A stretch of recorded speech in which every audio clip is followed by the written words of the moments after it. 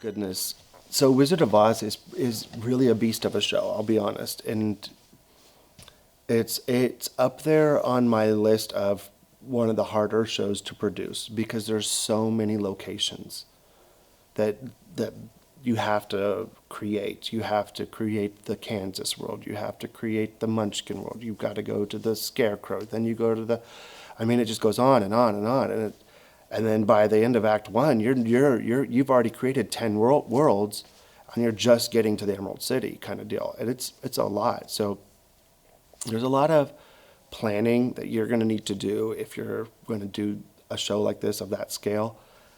Of course, there's ways to minimize it. There's always ways to scale back and to make it more suggestive than it is to be realistic. But with Wizard of Oz, that's a part of the fantasy. Like, you think the audiences want to see these magical worlds when they're going to see a show like The Wizard of Oz. So that's a big part of it.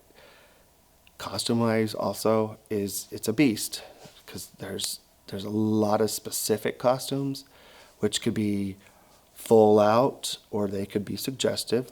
Again, my opinion is you need to go there with it because it's a fantasy and people want to see that. And you've got cast of hundreds. If it seems like, I mean, you could have 10 Munchkins or you could have 200. I don't know. It's like a lot of people to put on stage. I think we did. I think we had 20 something Munchkins the last round or something like that. So it's tricky. It's tricky with the amount of people. So it's a large show. So planning early is always best, and starting the build of everything as soon as you can is my best advice. And then getting an amazing team to work backstage to help with all your transitions and facilitate the on and off of all the different set pieces that you're going to have to create. And then you're going to have to come up with some interesting ways to do some fairly traditional tricks for the show. Like, how do you make the witch melt? Like, how does that happen on your stage?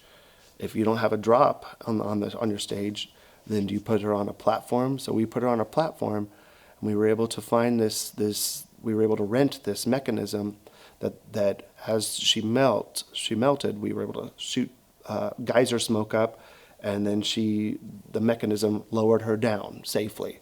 So it looked like she was slowly melting, and it was just this little square, 2x2 platform that just kind of slowly went down.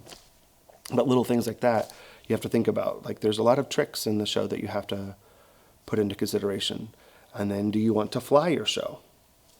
That can add a lot to your show, but also adds a lot of expense. If you don't have a fly rig on your set, you have to rent it, and that can run you a pretty penny too. And then that also adds, I would say, at least a week's worth of tech in itself, because you're going to want to spend the time training your fly technicians and getting your actors comfortable on that fly rig. So your normal tech, you would want to add another week on that, in my opinion. And trying to have as much light, sound, and all that stuff in place before fly comes in, because once fly comes in, your focus kind of goes to that, and it's consumed.